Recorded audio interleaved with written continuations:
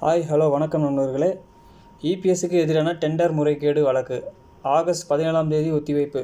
முன்னாள் தமிழ்நாடு முதலமைச்சர் அதிமுக பொதுச் செயலாளர் எடப்பாடி பழனிசாமி கடந்த அதிமுக ஆட்சியில் நெடுஞ்சாலைத்துறையில் டெண்டர் பெறப்பட்ட விவகாரத்தில் சுமார் 4800 கோடி அளவுக்கு ஊழல் செய்ததாக புகார் எழுந்துள்ளது. இது குறித்து திமுக அமைப்பு செயலாளர் பாரதி சென்னை உயர்நீதிமன்றத்தில் வழக்கு தொடுத்தார்.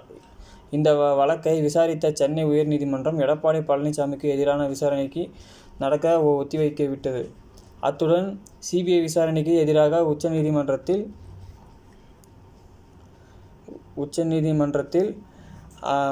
பழனிசாமி வழக்கு தாக்கல் செய்த நிலையில் உச்சநீதிமன்றம் அந்த வழக்கை ரத்து செய்தது. பின்னர் மீண்டும் இந்த வழக்கை சென்னை உயர்நீதிமன்றம் விசாரிக்க அனுமதி அளித்துள்ளது.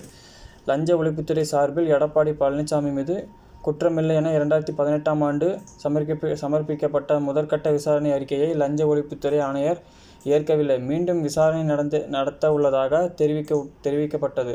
அதன்படி லஞ்ச ஒழிப்புத்துறையின் ஆரம்பகட்ட விசாரணையின் அடிப்படையில் இந்த வழக்கை முடித்து வைக்க வேண்டும் என எடப்பாடி பழனிசாமி தரப்பில் வாதாடப்பட்டது. இதைத் தொடர்ந்து திமுக அமைப்பு செயலாளர் பாரதியின் மனுவை சென்னை உயர்நீதிமன்றம் தள்ளுபடி செய்தது. ஆட்சி மாற்றம் காரணமாக எடப்பாடி பழனிசாமிக்கு எதிரான டெண்டர் முறைகேடு வழக்கில் புதிய விசாரணை தேவையில்லை என்றும் சென்னை உயர்நீதிமன்றம் கூறியது. எடப்பாடி பழனிசாமிக்கு எதிரான டெண்டர் முறைகேடு புகார் சென்னை உயர்நீதிமன்றத்தில் தள்ளுபடி செய்துள்ளதாக உச்ச நீதிமன்றம் லஞ்ச ஒழிப்புத்துறை மேலும் முறையீடு செய்தது. இந்த நிலையில் எடப்பாடி பழனிசாமிக்கு எதிரான டெண்டர் முறைகேடு வழக்கு அக்டோபர் 17ஆம் தேதிக்கு ஒத்திவைத்தது உச்சநீதிமன்றம். நாடு முழுவதும் எதிர்க்கட்சி தலைவர்கள் அனைவரும் வழக்குகளை எதிர்கொள்கின்றனர். ஆளுங்கட்சிகளும் யாரும் வழக்குகளை சந்திப்பதில்லை என்று முன்னாள் முதலமைச்சர் பழனிசாமிக்கு எதிரான வழக்கில் சுப்ரீம் கோர்ட்டும் நீதிபதியும் கருத்து தெரிவித்த நிலையில் வழக்கு ஒத்திவைக்கப்பட்டது.